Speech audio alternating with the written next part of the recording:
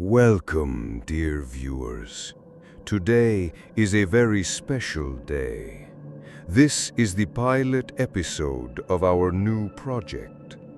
I have long dreamed of creating a platform where truly scary stories inspired by Reddit tales will be released. I hope you will enjoy what we have prepared. Your feedback is incredibly important to us. After watching, please share your thoughts in the comments. Tell us what you liked and what could be improved. Support our channel.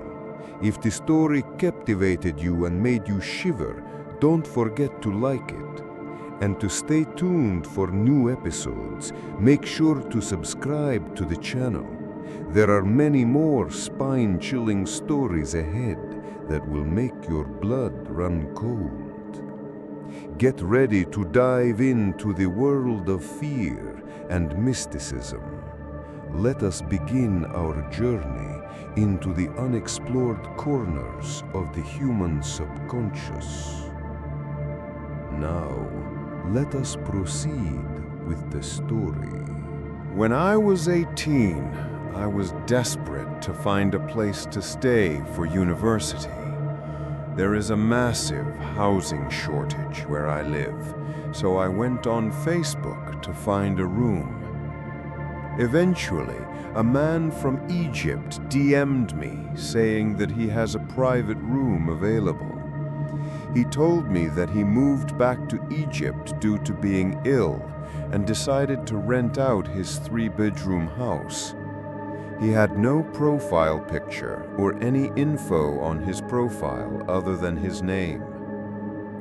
He gave me the address to get a house tour with the current tenants that are moving out. His son was the one that let me have a house tour and that gave me the keys later via mail. This is a shared house with 3 students, with the kitchen and bathroom being shared. I tour around. Everything seems to be normal and clean in this house, so I asked the former tenants why they're leaving. They told me that the landlord is a weird guy. But I think nothing of it and decide to sign the contract via email. I did not see his son after that house tour. After signing the contract, the landlord got my phone number on WhatsApp and messaged me saying that he wants to build a friendship with me. I say that I'm too busy right now with school. He would call me sometimes 10 times a day and ask why I'm not picking up. He called me because he said he was lonely and needed company. Most of the time I wouldn't respond and move past it and pay the rent. About a month after I move into the house, his messages became stranger. I notice you have a heater and an air fryer on your table. Could you please not use those? Why do you own 2 laptops? That's kind of strange. If this man claimed he is living in Egypt and I have never seen him in person, and my windows and doors are fully shut and locked, how did he know those items were sitting on my table?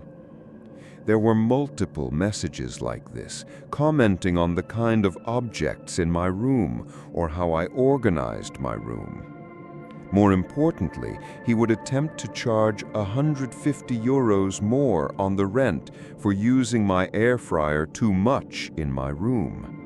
Again, how could he tell that I was using my air fryer and not my roommates, since I never brought my air fryer outside of my private room? As for the roommates, they were pretty chill, and also students, not from Egypt, however. When I told them about the messages I received, they said they hadn't gotten anything like that and heard nothing from the landlord. The roommates claimed that they've never been in my room or contacted the landlord.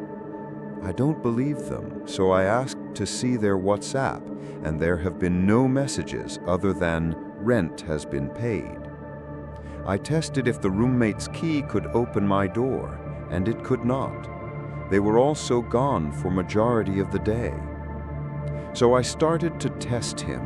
I would put specific objects onto my table in my private room and see if he says anything about it.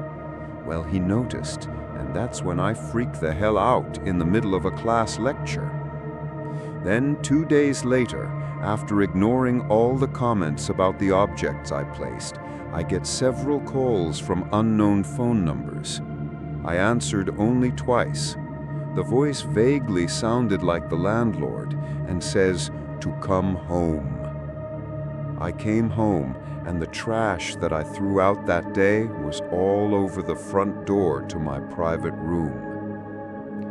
Finally, after nearly a year of dealing with this, I finally found a safer place to stay and filed a restriction order against this Egyptian landlord. I still have absolutely no idea how he knew what objects I had in my private room or how that trash ended up in front of my door. One friend of mine believes there was hidden cameras, while another believes a roommate was spying on me. But again, I don't really know.